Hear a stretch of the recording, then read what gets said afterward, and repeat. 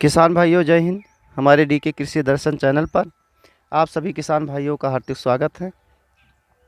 आज हम आपको बताने जा रहे हैं कि गर्मी के मौसम में बैगन की खेती, बैगन से जुड़ी सारी जानकारी आपको देंगे हम। जो आपको दिख रहा है ये हमारा बैगन का नर्सरी 10 दिन का हो चुका है और सीड डालते समय मैं वीडियो नहीं बना पाया था। आज ये 10 दिन का सीड हो गया है। जैसा कि आप लोग देख रहे हैं इसमें पत्तियां निकलनी शुरू हो गई हैं। जो किसान भाई गर्मी के मौसम में बैगन की खेती करना चाहते हैं वो इस समय भी सीड डाल सकते हैं। और सबसे महत्वपूर्ण बात यह है कि बैगन की कौन सी सीड का चुनाव करें, कौन सी वैरायटी का चुनाव करें जिसका मार्केट में अच्छा रेट भी मिले और उपज भी अच्छा हो। हमने जो सीड डाला था वो सीड था सेंगुरी कंपनी का 704 नंबर। इसका जो है कलर गुलाबी कलर का होता है और मार्केट में अच्छा रेट भी मिलता है। तो महत्वपूर्ण है सीड का चुनाव। अपने अपने क्षेत्र के हिसाब से जो आपके क्षेत्र में अधिक बिकता है उसी का चुनाव करना चाहिए। जैसे हमारे यहाँ 704 नंबर 1 पर बिकता है और इसी का मार्केटिंग डिमांड भी है। मैं आपको दिखाने जा रहा हूँ हमने कौन सा सीड का प्रयोग किया था, कौन सा कंपनी सीड डाला था हमने।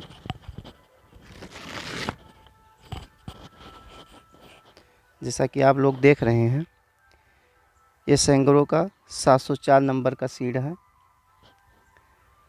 और ये 10 ग्राम लमसम 160 रुपये का मिल जाता है और 10 ग्राम 1 बीघे के लिए पर्याप्त हो जाता है।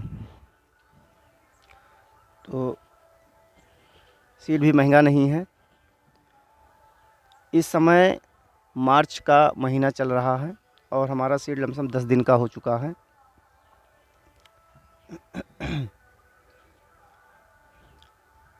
आज 26 मार्च है 2021। जो किसान भाई इस मौसम में बैगन की नर्सरी या खेती करना चाहते हैं वो सीड डाल सकते हैं। और किसान भाइयों को विशेष ध्यान देने की ज़रूरत है कि गर्मी के मौसम में जब बैगन की हम खेती करते हैं तो उसमें दवा बहुत लगती है। इसके लिए जो है जो किसान नए हैं वो मई लास्ट तक सीड का चुनाव करें, डालें सीड। जो किसान पुराने हैं वो किसी भी मौसम में खेती कर सकते हैं। जो किसान नए हैं उनके लिए हमारा सुझाव है कि अगर इस समय सीड डाल देंगे तो अप्रैल तक बैठ जाएगा उनका बैगन और मई लास्ट से वो निकलना शुरू हो जाएगा।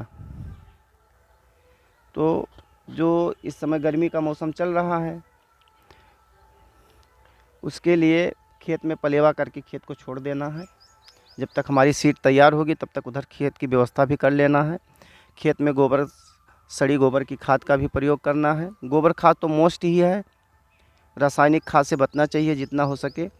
जैविक खाद का प्रयोग करना चाहिए और खेत में नीम की खली अगर मिल जाए तो नीम की खली का प्रयोग पलेवा के समय ही कर देना चाहिए, जिससे जो ज़मीनी बैक्टीरिया होते हैं वो ख़त्म हो जाते हैं और खेत जो है तैयार कर लेना चाहिए। खेत में नमी बरकरार, बैठाते समय खेत में नमी बरकरार होना चाहिए, जिससे जब गर्मी के मौसम में अगर हम सीड लगा दिए, धूप अधिक होता है, खेत में नमी नहीं है तो उसमें जो है पेड़ सूखने की डर रहती है, पेड़ आपका सूख जाता है। और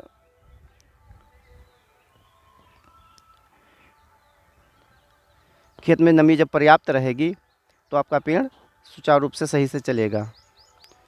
और समय समय पर पानी की व्यवस्था भी करनी है। इस समय जिन किसान भाइयों के खेत में बैगन की फसल जो है लग चुकी है, निकल रहा है या पौधारोपण हो चुका है, उनको विशेष ध्यान चूसक कीट से देना है, जिसमें थ्रिप्स और माइट और वाइट फ्लाई ये मुख्य कीट इस समय लगते हैं। उसके लिए आपके क्षेत्र में जिस हिसाब से आपको कीटनाशक मिल रहा हो दुकानों से, उसके साथ आप नीम ऑयल का प्रयोग भी करें। नीम ऑयल आता है, नीम ऑयल के प्रयोग करने से जो कीड़े होते हैं उनकी जो है आगे वृद्धि रुक जाती है, वो बढ़ नहीं पाते हैं। तो नीम ऑयल का प्रयोग ज़रूर करना चाहिए और नमी बरकरार रखना चाहिए इस समय। और हर हफ्ते उस पर दवा का स्प्रे करना चाहिए।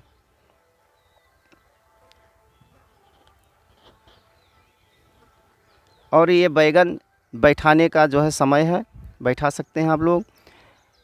और बैगन की दूरी के बारे में बता लें, हर लोग अलग अलग अपने अपने हिसाब से बैठाते हैं, लेकिन जिस तरह हम खेती करवाते हैं, हम 6 फुट गुणे 4 फुट की 6 फुट लाइन की दूरी और पेड़ से पेड़ की दूरी 4 फीट